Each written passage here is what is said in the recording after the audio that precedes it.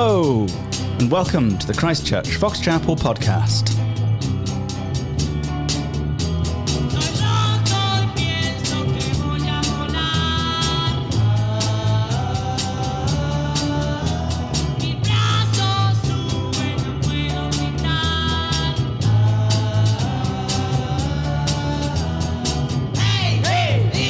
Well, it's the fastest growing conservative, evangelical, charismatic podcast in the entire Fox Chapel area.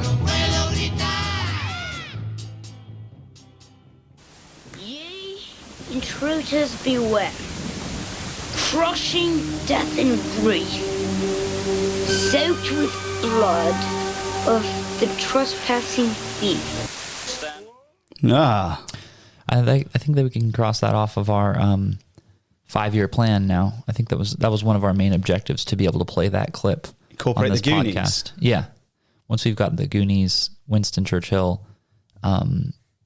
Once more, as we dig deeper into the oracle of woe, there is more crushing death and grief. Yeah. So I like your discussion of woe in your sermon on Sunday. I got into it probably a bit too much. No, I don't think so. I actually think that the crowd was just a little flat. I don't think it was you. It was them. We're just going to blame the congregation. You know, that's what I do. Whenever something doesn't go, I try to blame others. I didn't think you got into it too much. It's pretty heavy. What I think it probably interested me more than it interested anyone else. A bit like you and chiasms, Ben. I warmed to the kind of sound noise word of woe. Whoa! And the deeper I dug into it, the more I found in Hebrew. Oh yeah, it's hoi, right? Yeah, it is. And actually, there's that psalm that says that when people pass by the Messiah shamed, they will say aha, and it's actually a similar word. It's woe. Whoa. So it would encompass everything from a tut, like ugh, or a taunt of derision, ugh, a kind of grossed out noise, an exasperation, a horror, a shock, an alarm. It's funny how much human communication is like just guttural noises. I find it fascinating. Like just and everyone, like cross-culturally, at least I think cross-culturally, knows what that. Maybe that's just an ignorant thing to say. Well, they vary a bit, but there does seem to be a lot of heart kind of sounds. Well, a human making a sound of surprise is going to be like the same, regardless of whether you're, a Bronze Age person or a modern person. So it's another oracle of effectively that we've got here, and that means that's like almost like an inexpressible. A groaning too deep for words, as Paul says in Romans 8. Like, I think of that phrase that we'd sometimes say with the kids was "Don't yuck someone else's yum," and there's two words like yuck, and there's this that's nice, yeah. And someone else is enjoying a thing that you don't like. This is definitely a yuck. It is a yuck. Well, in fact, I think he's yucking their yum. He's yucking their yum. I think that's what's going on here. Yeah. Because as we dig into your passage today, Ben, you probably talk us through it a bit. There seems to be a lot of good stuff going on. They're enjoying themselves, and he is saying, "Woe to you who are having quite a nice time right now." Yeah, I think it's important to note the context that, again, Amos is prophesying at a time of relative prosperity and security. Yeah. So I found this. One commentator said, Amos's times were heady ones for the two kingdoms, meaning I think that they were proud. Aram, their neighbor, had spent itself in anti-Assyrian intrigue, so the Aram was no good. Egypt posed no southern threat. Assyria itself was still consumed by its struggles with Urartu. I don't know who that is. None of the smaller neighbors, whether Philistia, Phoenicia, Ammon, Moab, or Edom, could mount noteworthy assaults. And above all, Yahweh's next move was thought to be vindication and blessing, not invasion and judgment. So they felt totally secure. There is geopolitical security. There is the economy is booming. It is and one might say that they're kind of living in a, they don't feel the diminishment. They feel like they're in the golden age. They feel like that what Solomon started, they still have. There's just been a little bit of a religious change. Okay. There's been some technical changes, but we're fundamentally the same. Just like the Roman Empire, right? It was a republic, and then under Augustus, it became a dictatorship. But like the Pax Romana went on for another like 400 years. So I don't think that it's not like Solomon sinned and then immediately everything fell totally apart. So they're coasting on some of the spoils of the good old days. Yeah, and their ability to be idle, their ability to luxuriate, their ability to manipulate the weak, the lack of invasion, is all confirming to them in their own minds, we're actually doing really well. We're good. So that says, woe to those who are at ease in Zion. Zion is Jerusalem. So woe to you in the southern kingdom, and to those who feel secure on the mountain of Samaria. So both the northern capital and the southern capital both feel like they're great. We're secure, we're set, we're at ease. And then it says the notable men of the first of the nations. I love this thing. The first of the nations, right? That phrase would have been familiar to Bible readers, because there's this thing where in the Old Testament, the book of Numbers, the prophet, there's this evil prophet who comes, his name's Balaam, and he's trying to curse Israel. Oh yeah. And he describes, I think it's Amalek, one of Israel's enemies, as the first of the nations, in the sense that they're about to be judged. So this language is saying... So it's evocative. Yeah, it's saying, oh, the notable men of the first of the nations. He's being sarcastic. It's like, you're first of the nations. Well, remember what that means, those of you who have really read your Bibles. You're going to be first to die. And the notable men of the first of the nations, to whom the house of Israel comes. So woe to you leaders, you notable men, who everybody's looking to. And that's what verse 1 is saying. Right. So a shock. Yeah. You've done really well. You think you have. You think you're the business, and it's a woe to you. Yeah. Okay, so it's very similar, and probably is part of the same passage we were looking at last week. It's the same oracle, right? It's kind of woe part 2. Yeah. Okay. So that's more or less what I was saying last week. Yeah. There's a great shock that comes from thinking you're great and finding out you're not. Finding out that you're not. That actually, okay, this is, that's been an experience I've had before.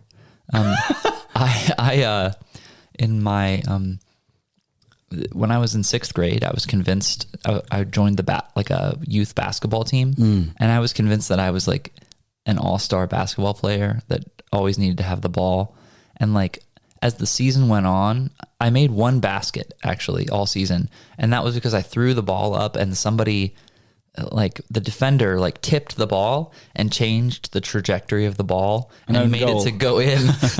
But like, I was the worst guy on the entire team, but I thought I was the best guy. And it was like a gradual realization. Well, I think that hubris of youth is quite a common thing, isn't it? There's a lot of teenagers that seem to go between having extremely grave beliefs about how terrible they are and extremely profound beliefs about how great they think they are. Yeah. Yep. It seems to take a few knocks to get your eye in and figure out where you really are. A big ego is often a sign of insecurity. Oh, okay. Yeah, well, that makes sense. So maybe there's insecurity going on here. You feel secure. Where do those who feel secure? There's no substance behind their feeling of security, is there? Yeah. There's no real substance behind it. Other than a general estimation that they're better than the next guy. So verse 2, they are, I think, scholars think that Amos is quoting basically what they say. This is a quote of those who are at ease in Zion, the notable men. This is what they're saying. Okay. Pass over to Calneh and see. And from there, go to Hamath the Great. So Kalna is it's an Assyrian town. It's way in the north, probably north central Syria. Right. So north of Aleppo, way like 100, 150, 200 miles north. I don't know exactly.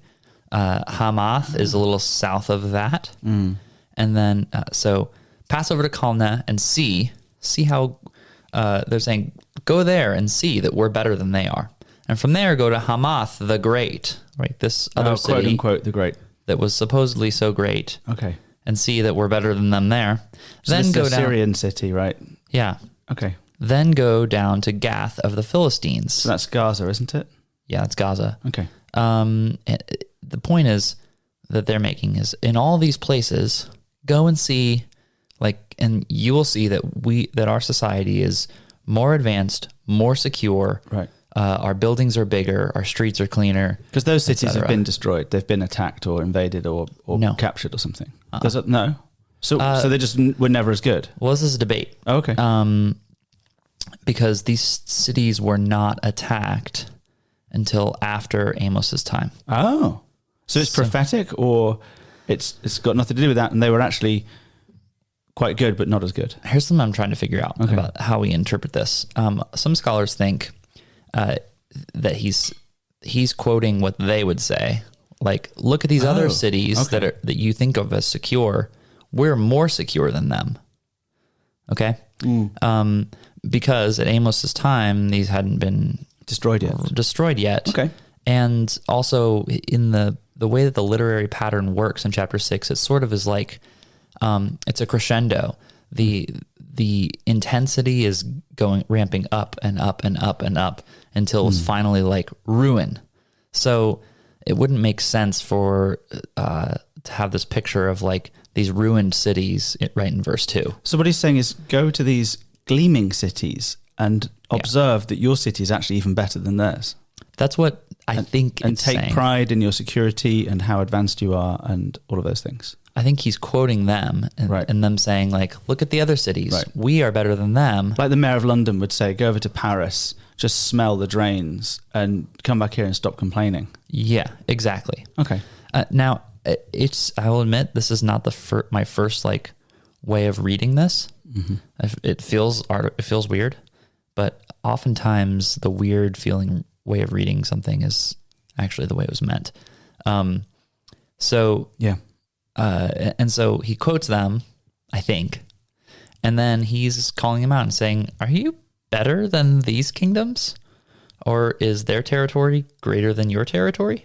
Meaning what? Meaning you're actually not better than them? Or I think it means you're not actually better than them. So you think you are, but you're not really? Yeah, you're not better than your neighbors. Okay. That I think is way number one of interpreting that verse 2. And it makes some sense. Mm-hmm. But way number 2 could be that prophetically Amos is saying, pass over, because we know all these cities were destroyed by the Assyrians. Right. Pass over. But later, you say. This is after the Assyrian invasion of Israel. I don't know that for sure, but after Israel's prosperous time. When which this was written. Okay. So at some point after this oracle, these cities were destroyed. Yes. Okay. So it could be saying... Well, that would give the oracle a lot more oomph, wouldn't it, if you were reading it 10 years later? Yeah. If he said, do you think you're better than this, this, and this, and then this, this, and this all get knocked down? But it wouldn't make sense to the original audience. Okay. So this is why you call this option number 2. And that's why I call it option number 2. I don't know. Is there a 3, or is these are the... No. Well, let's see. Okay.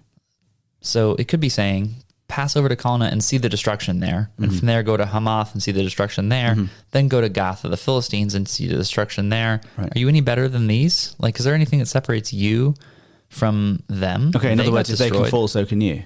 Yeah. Okay. And that seems to make make more sense to me initially. Like, so, I don't know. I'm still working that one out. Hopefully I'll have that worked out by Sunday. Yeah. Well, I mean, sometimes, when we're reading these passages and trying to interpret them, and we go through the commentaries, Yeah. A good commentary will often say, well, the scholars have got 2 or 3 or 4 ideas, and here they are, 1, 2, 3, 4, and we think it's, number 2. And and sometimes delving into every side of a scholarly debate in the middle of a sermon just doesn't make sense. No, it's not helpful. I probably won't make a thing out of this on Sunday. All right. So he says in verse 3, "O you who put far away the day of disaster and bring near the seat of violence." I love this. Yeah. You're putting away. So the day of disaster is the Lord's judgment. That's right? the day again. Is it the day of the Lord? Yeah. And this. But he's calling it day of disaster now. Because before there was this ambiguity, right? Day of the Lord would either be a day of vindication for good guys and or day of judgment for bad guys. Yeah. And so day of disaster is the same thing. Yeah. But he's calling it as it really is. And he's saying, okay, so it's almost like their opinion's been shifting, right? Okay, maybe it is going to be judgment, but it's not coming for a long time. Okay. They put it far away. Oh, okay. So they say oh yeah, there'll be this day, but it's not going to hurt us. Okay, there'll be this day, but it's not going to affect us. It's going to be later. And so he's reset their understanding that actually a showdown or judgment event is on the way. And now he's resetting their understanding of how soon it will be. Yeah. And they're putting that far away. They're saying they're not thinking about it, out of sight, out of mind.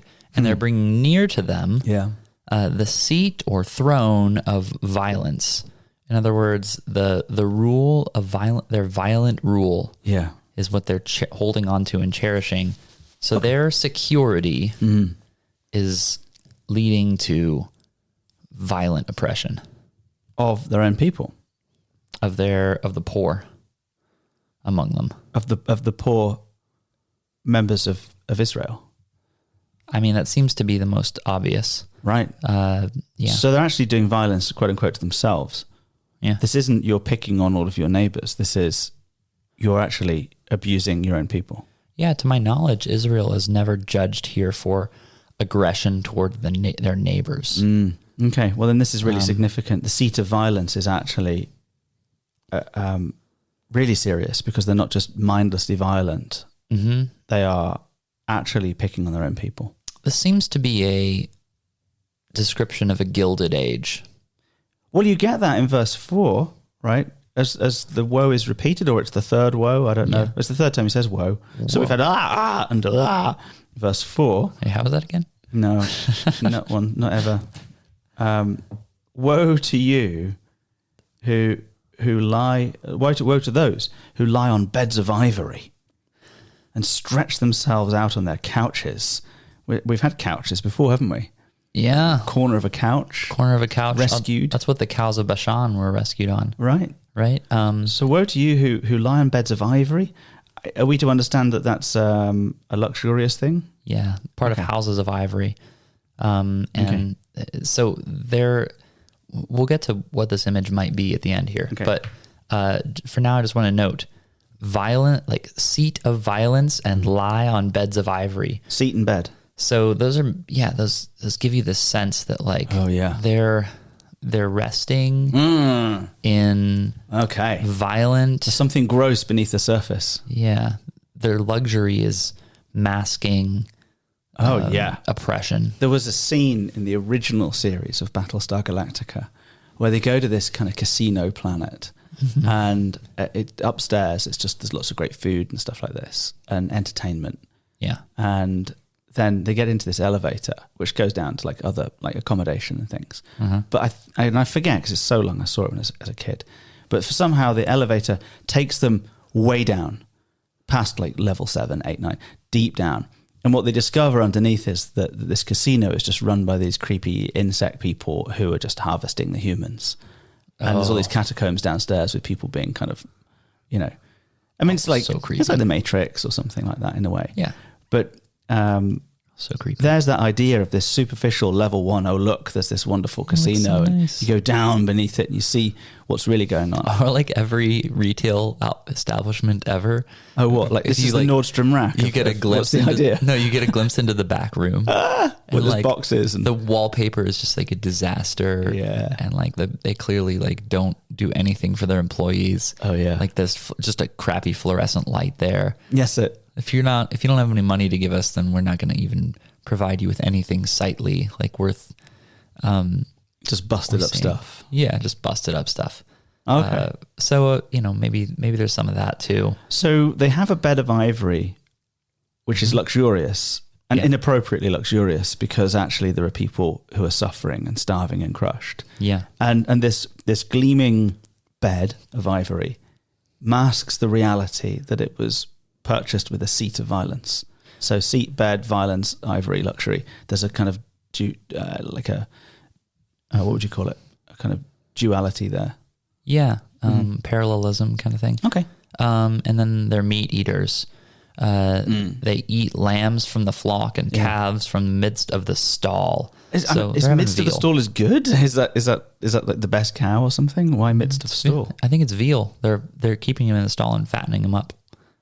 Oh, okay.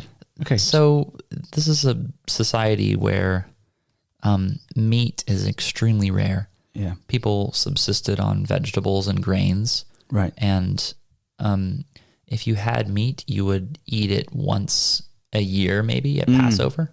Okay. And so they're just eating it all the time. They're eating it all the time. They're having luxuries all the time. They're stretched out on their couches. They're eating all the meat. And then verse 5, they sing idle songs to the sound of the harp, and like David invent for themselves instruments of music. So their creativity, instead of going into establishing a just society, is just like, they're just like screwing around. Old Mother Hubbard goes on to say he wonders if the reason why the calves are so fat is because the rich have stolen the grain from the poor that the grain would have eaten and fed it to the cow so that they can eat the cow. Oh. So not only do the rich get the meat while the poor get the grain, in fact, they've taken the grain from the poor to feed the cow to get the meat. So it's like the one swallowed a fly. Yeah, that's what I was Old Mother. See, that, by the way, Old Mother Hubbard would be a great band name. Yeah, it probably would, wouldn't it? Yeah, maybe. Who knows? The scholar, Mr. Hubbard, was in such a band. Who knows? I always immediately think of L. Ron Hubbard, but very different Hubbard. I don't think it's the same person. Yeah, probably not. So, where was I? Okay, so they're like inventing these idle songs that are really of no use at all. It's a bit like working at Christchurch Rock Chapel, isn't it, Ben? It's like our podcast, like a typical conversation. Yeah, like our podcast. Yeah, irreverent babble, right? And then there's drunkenness there too, and wine is usually drank from cups, but it says they drink wine in bowls. Well, the Scottish do that, you know. They have a special drinking vessel for Scotch called a quaich. Oh, yeah? A large silver bowl. Yeah, so obviously this is a repudiation of Scottishness. Yeah, I am. I'm an eighth Scottish, right? Are you? Yeah, I am. I truly am. Sorry. Oh, I'm so sorry. Yeah, it's all right. They drink wine in bowls, so they're just like just gulping. They're gulping huge amounts of it, just straight from the punch bowl. Let's just give me the bowl. They anoint themselves with the finest oils. So right. Oil was used for dry skin and all kinds of stuff. Mm-hmm. A lot of people on Accutane back in the day. Yeah, I mean, whatever the most like bougie skincare stuff. Creme de la mer, obviously. Yeah, you know about that stuff more than I do. I do. About that, yeah. So they're into all that. Yeah. But are not grieved over the ruin of Joseph. So meanwhile, you've got this catastrophic litany of luxurious items, beds of ivory, couches, lambs from the flock, calves that have been put in special fattening stalls and force-fed the grain that the poor should have been eating. And you've got tinkling on harps, which you think is like David, but actually it's just for yourself. Gulping vast quantities of wine from bowls instead of cups. Smearing yourself with oil, which is kind of like an anointing, but not an appropriate one here. Yeah. It's all actually sounding a little bit, P. Diddy. And then she can say on the podcast, and not from the pulpit, but are not grieved. They're so desensitized to it all, aren't they? Their consciences are seared. Yeah. By the ruin of Joseph. So So this is connected in something. This is what Old Mother Hubbard says. Yeah. Amos seems to condemn not just ordinary carousing, but some kind of... I knew he would be against carousing. Yeah. Well, I mean, we kind of are too. But some kind of religious rite that had drunkenness to the point of uncontrollable stupor as its purpose. In both Ugaritic texts and Jeremiah, there seems to be some connection between the marzea and acts of mourning. So this connection is sustained in rabbinic interpretations, blah, blah, blah. The marzea was a social and religious institution which included families, owned properties, houses for meetings, and vineyards for wine supply. It was associated with specific deities and met periodically to celebrate for several days at a stretch with food and drink and sometimes sacred... how do I put it? Conjugation. Conjugation. Yes. So sometimes they were associated with grieving.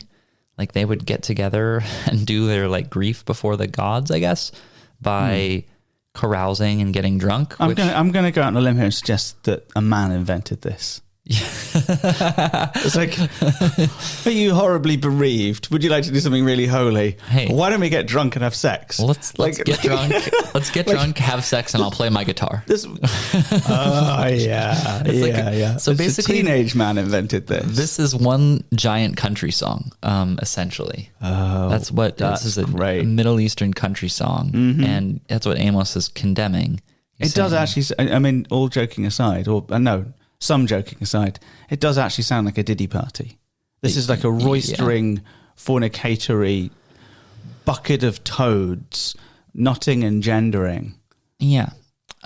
So what breeds that culture? That's the question, I think, for application for me. Episcopalianism, is it? I feel like that's too simple. It's too specific. Like what in our hearts, what do we long for when we go into...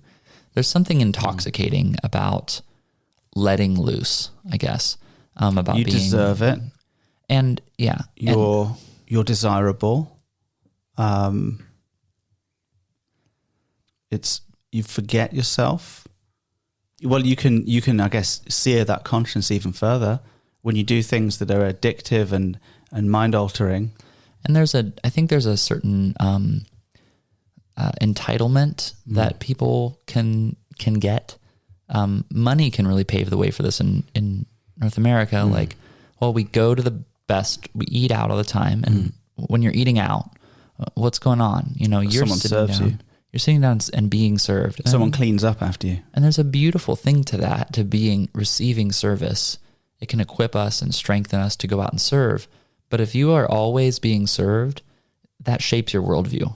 I think going out to eat all the time shapes your worldview. I'm the kind of person that gets served, and that other person is the kind of person that does serve. And then I go to the ski resort, and all the people work there are designed. It's all designed around me having a good time. And then I go to some other experience, and there's just kind of like it's all of life is centered around sort of maximizing your experience and pleasure as you are being served. And I think that rots your soul. Well, there's been an undertone in all of this of the creation event and the first few chapters of Genesis. And if you go back to that and you think, okay, well, what are people invented for? Well, there's the fellowship with God, right? There's the fellowship with one another, and there's work. These are the things that are present in the beginning of the story. Relationship with God, relationship with each other that's faithful, and work that's fruitful. These are the things. And perhaps you'd say here, well, look, there's a little bit of a parody of all of those things. There's this false worship of whatever God it is that this religious thing is all about. There's this false intimacy with other people that's actually fornicatory. And there's this false work. I mean, we're just literally gathering all of these things together in order to stuff our own faces. Is there a sort of demonic parody of the creation order going on here? Yeah. I think that it certainly is. I think that's actually under everything, by the way. I think that trio of things is actually behind everything. False worship, false intimacy, and false intimacy. work. False work. Yeah, I think this is why people who don't have enough to do get stressed, because they're wired for work. Yeah. I think this is why we crave intimacy. Often, a lot of the intimacy we're finding actually is fake intimacy, so it leaves us hungry for more. Well, certainly, if they're drinking bowls of wine, they're relying upon the spirits to lubricate intimacy for them. Yeah. You know, there's a real sense that this is being the way that we're supposed to relate to one another and achieve intimacy has been shortchanged. Yeah, I mean, if I was looking for a really specific example, I'd say social media. You have an idol in your pocket which you can't stop touching and you're addicted to, and that's the cell phone. Yeah. You have a kind of intimacy whereby you're snapping all of your friends. You've got 300 of them, and every single day you have to maintain the streak. That's the intimacy. It's also the work. The phrase is, I'm working on my streaks. So, I mean, I would say is a great example of how the trio, the three things in Genesis are falling apart, both in ancient Israel and in our culture today. Yeah. And intimacy and work. Interesting. Yeah, I think that's very... I have an observation. You may have it as well from verse 7. And it's to do with the word first. Have you seen this at all? That it's... You've seen this? No, go ahead. You make it. Well, okay. So in verse 1, the notable men are the first of the nations. You've seen this? Yeah. Yeah, you've seen this. Oh, no, I mean, sorry. No, I haven't seen it at all. It's good.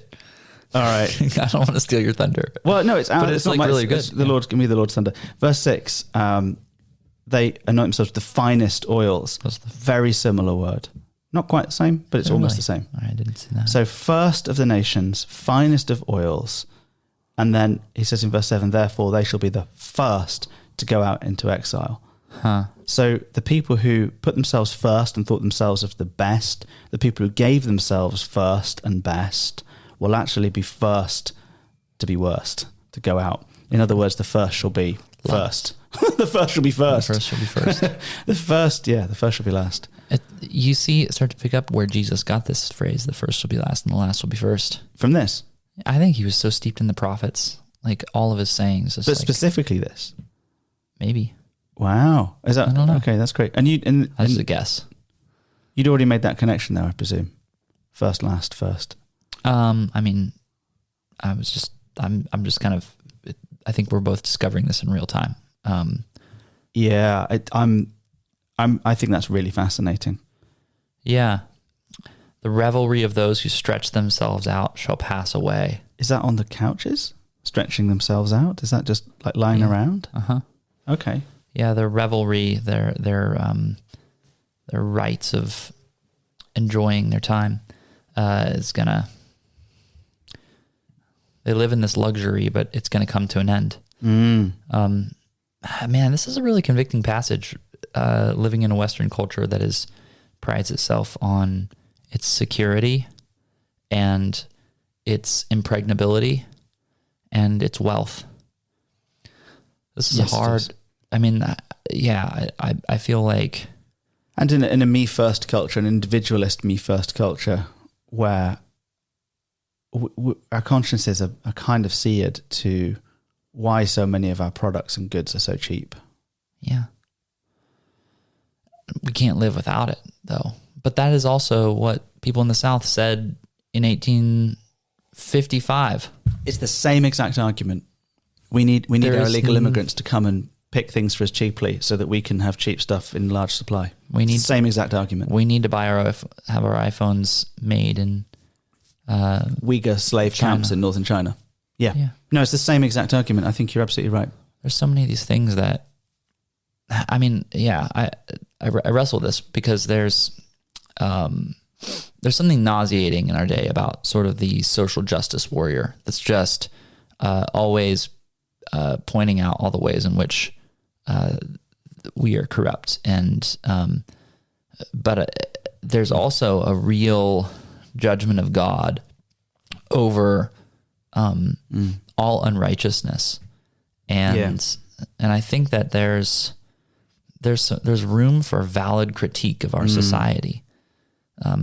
That as believers, in one who earned righteousness in our place and was just when we were unjust. As believers who are gradually, by fits and starts, starting to enter into God's justice, his justice is going to call our society into question, just as Amos called Israel into question. And so I think there is a place for picking out and looking critically at the patterns and injustices of our society. Yeah. And there's more than enough. So, yeah, heavy stuff. More cheery things. More cheery things.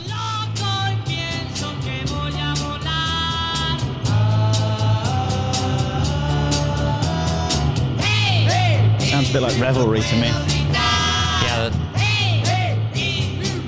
I think it's more of a Revelation 7 kind of thing here. Okay, good. I'm feeling crazy and I'm lifting up my hand. It's holy. Well, this has been a podcast of Christchurch Fox Chapel. We're so glad that you would join us for this, and we'll see you very soon. So, therefore, thanks for stopping by. Stay classy. But mostly, stay classy. thanks for stopping by. Stay classy.